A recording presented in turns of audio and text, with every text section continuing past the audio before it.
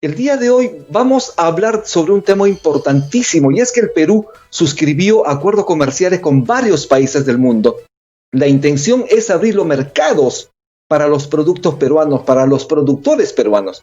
En el caso del Tratado de Libre Comercio con China, posibilita que podamos exportar principalmente materias primas e importar productos tecnológicos y también manufactura.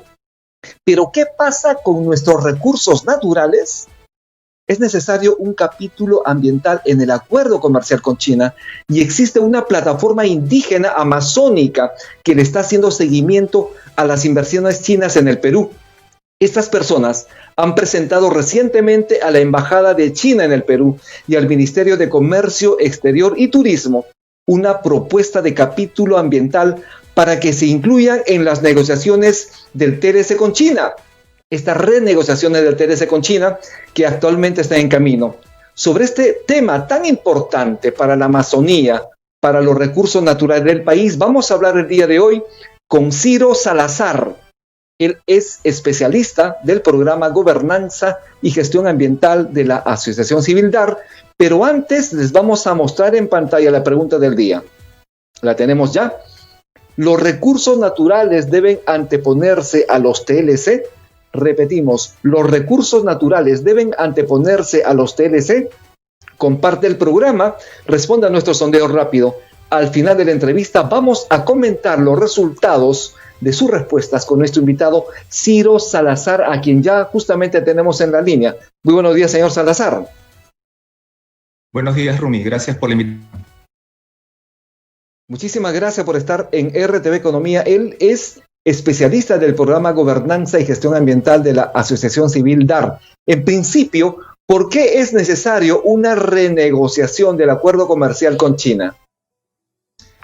Claro, suele pasar con los acuerdos de comercio, no solo con los que ha suscrito el Perú, sino con los que se negocian en otros países, que cada cierto tiempo, puede ser 5, 10 o más años, y en función a las nuevas dinámicas logísticas, comerciales e incluso económicas, los tratados necesitan ser revisados, pero también para incorporar mejoras.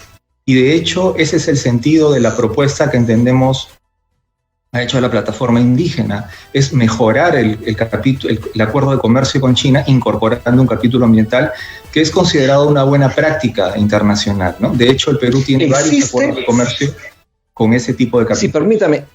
¿Existe o no existe capítulo ambiental en el TLC con China? No, no existe un capítulo ambiental. ¿Y por qué es importante incluir este capítulo ambiental?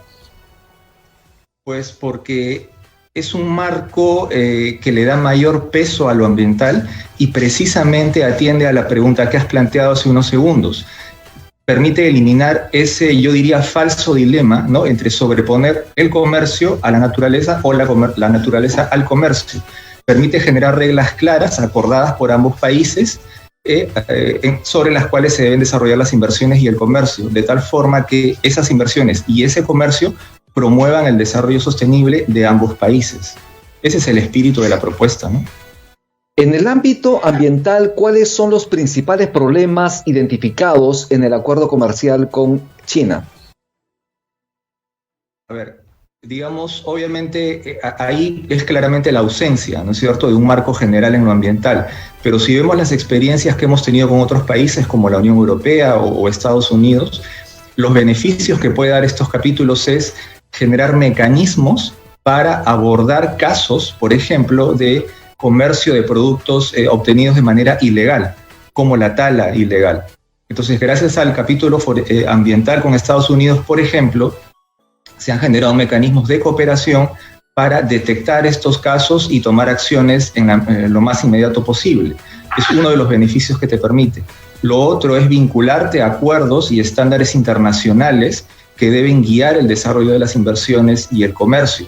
Pero algo interesante que está pidiendo la plataforma es que en el marco del capítulo se generen incentivos y mecanismos para que los productos o servicios generados por las economías indígenas, amazónicas o altoandinas, puedan ingresar al mercado chino, de tal forma que no solamente se promuevan las materias primas, sino también las economías locales y regionales cosa que sería muy interesante en un contexto de reactivación económica, ¿no?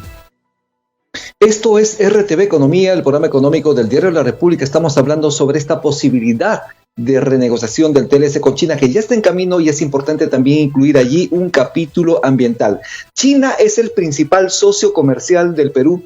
Tiene una inversión directa acumulada de alrededor de 19.600 millones de dólares en el Perú entre el año 2006 y el año 2018.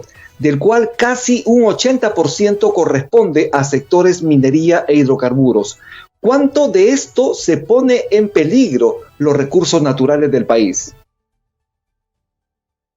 Y habría que agregar esa cifra, que el 98% de nuestras exportaciones están orientadas a materias primas, muy poco en productos agrícolas o textiles, por ejemplo.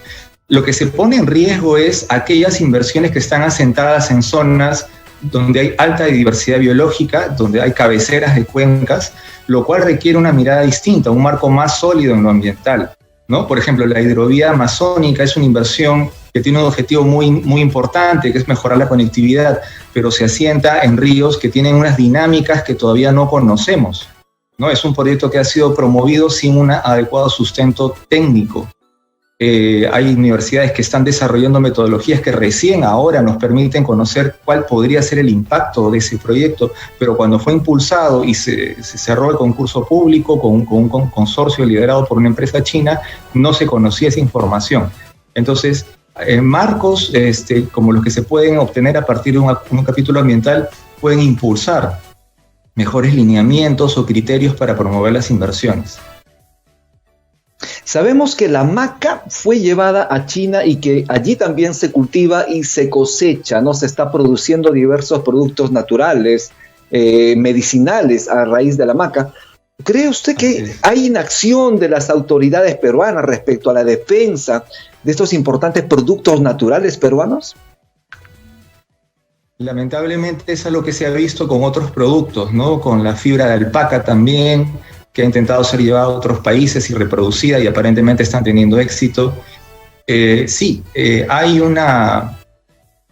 un marco que quizás falta, no es que falten normativas o marcos internacionales, falta una mayor acción o proactividad del gobierno peruano para desarrollar conocimiento y desarrollar industria local, ¿no? Y no esperar a que otros se lleven el conocimiento.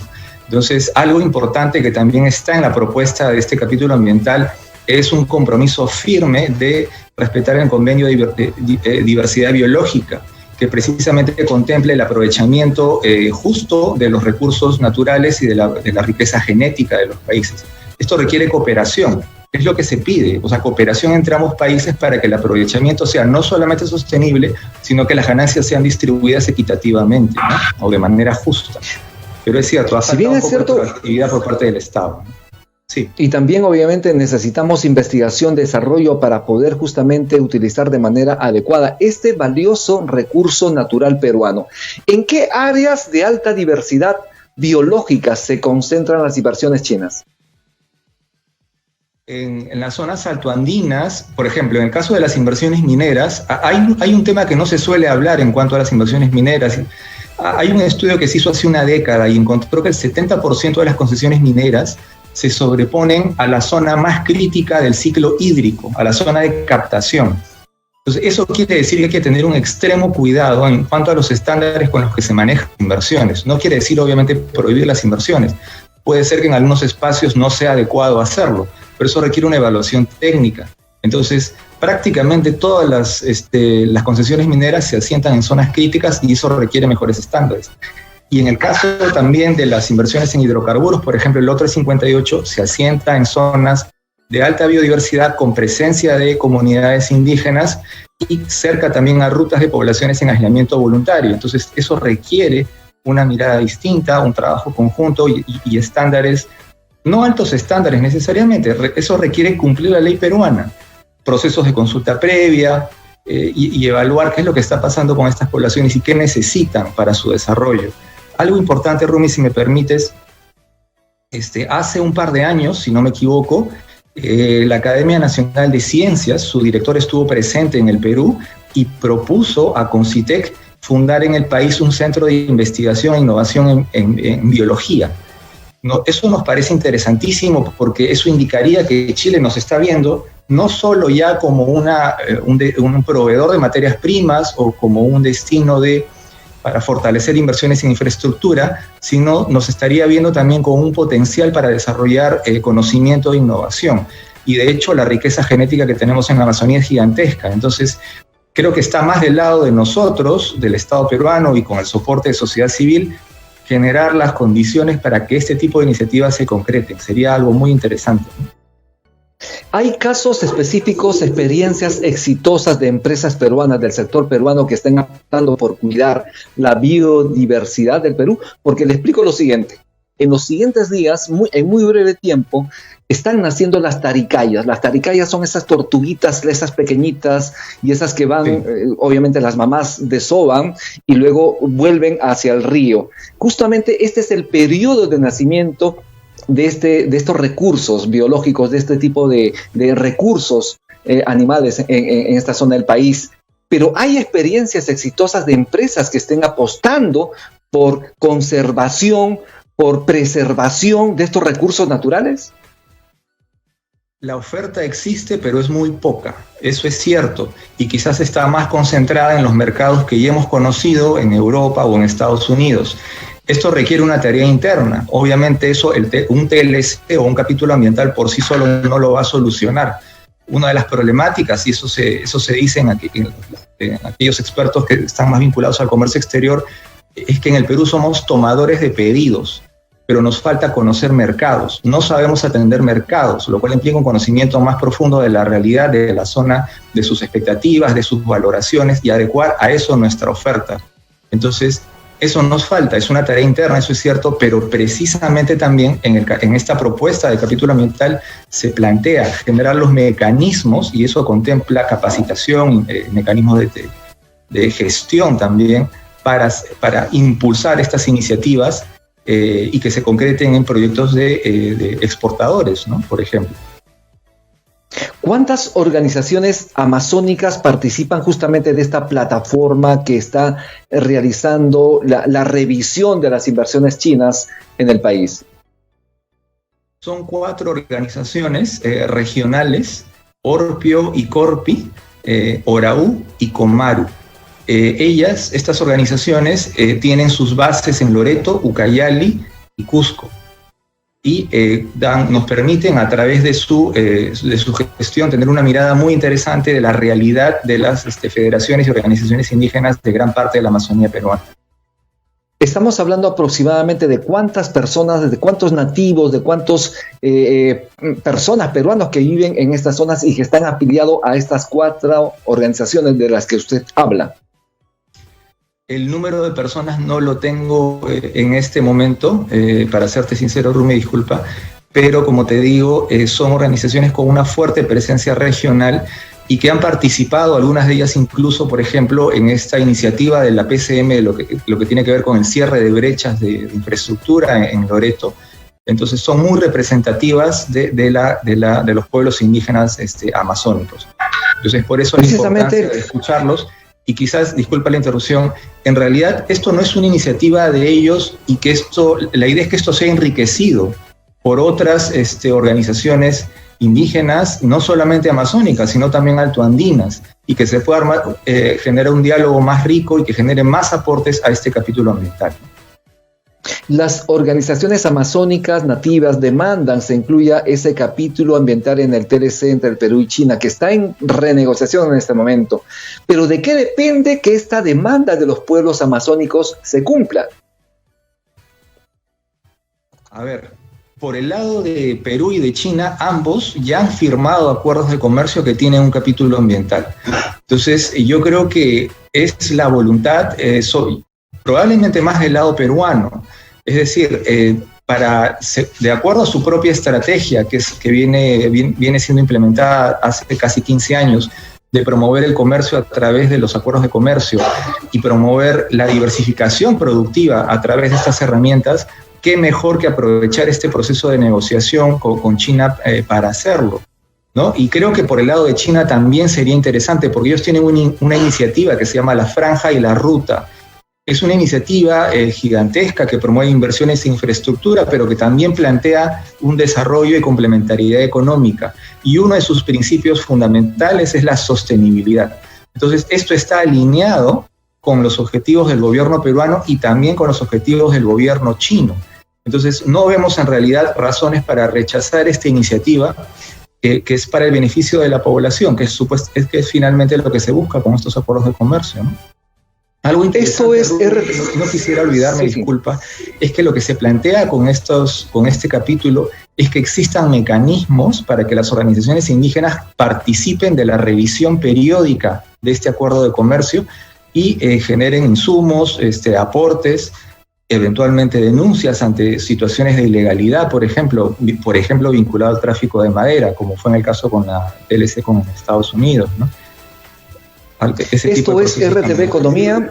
Sí, muchísimas gracias. Esto es RTV Economía y estamos presentando ya los resultados del sondeo rápido que hemos lanzado al inicio del programa. La pregunta es, ¿los recursos naturales deben anteponerse a los TLC? Repetimos, ¿los recursos naturales deben anteponerse a los TLC? La respuesta del público es sí, 87%, no 13%. Repetimos, sí, 87%, no 13%. Señor Ciro Salazar, ¿qué opinión tiene usted de este resultado, de este sondeo rápido en la República? Creo que es posible conciliar la importancia de conservar la naturaleza y hacer un aprovechamiento sostenible con promover el comercio. Creo que esto no ha estado pasando en los últimos años. Se ha privilegiado el comercio y la promoción de inversiones. De hecho, nosotros en DAR hemos hecho una investigación que encontró que a fines de la última década ha habido un proceso de debilitamiento de la institucionalidad ambiental en el país. Y esto ha sido claro para precisamente hacer más atractivo a nuestro país ante las inversiones, principalmente en el sector extractivo. Pero la verdad es que hay muchos estudios que lo que te dicen es que no necesitas hacer eso. Lo que necesitas es tener instituciones sólidas, reglas claras y reducir el nivel de corrupción. No necesitas bajar estándares ambientales para promover la inversión. Esperemos que el gobierno se dé cuenta de esto, ¿no? Bien, estamos ya terminando el programa. Muchísimas gracias, señor Ciro Salazar. Sus palabras finales para despedirse y también para hacer algunas recomendaciones a los pueblos amazónicos y también a los pueblos andinos que buscan preservar, obviamente, sus conocimientos ancestrales y defender también su biodiversidad. Lo que pediría es que nosotros entendemos que la plataforma indígena va a hacer público y va a someter a todas las instancias posibles esta propuesta de capítulo. Lo que se necesita es que también sea apoyada y enriquecida por la ciudadanía en general, por organizaciones de sociedad civil, gremios, ONGs, todos los actores, incluso gobiernos subnacionales, porque esto es un objetivo de todos. El capítulo ambiental, por lo que busca, es el beneficio y adecuados estándares ambientales y un aprovechamiento sostenible. Creo que este es el objetivo que todos tenemos, por eso creo que hay que apoyarlo. Bien, muchísimas gracias. Estuvimos con Ciro Salazar, especialista del programa Gobernanza y Gestión Ambiental de la Asociación Civil DAR. Esto es RTV Economía.